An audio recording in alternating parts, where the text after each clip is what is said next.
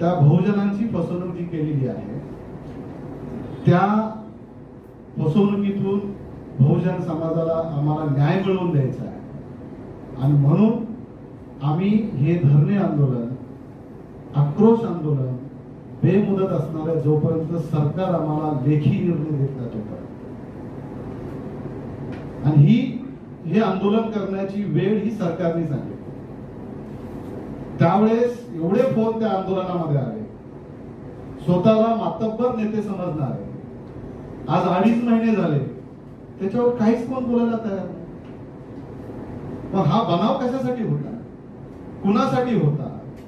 एवढा या बहुजनांना एकत्र, त्याच्यामध्ये बौद्ध समाज होता, ख्रिश्चन समाज होता, मुस्लिम समाज होता, मराठा समाज होता, सगळ्या समाजाची लोक त्या आंदोलनामध्ये होते.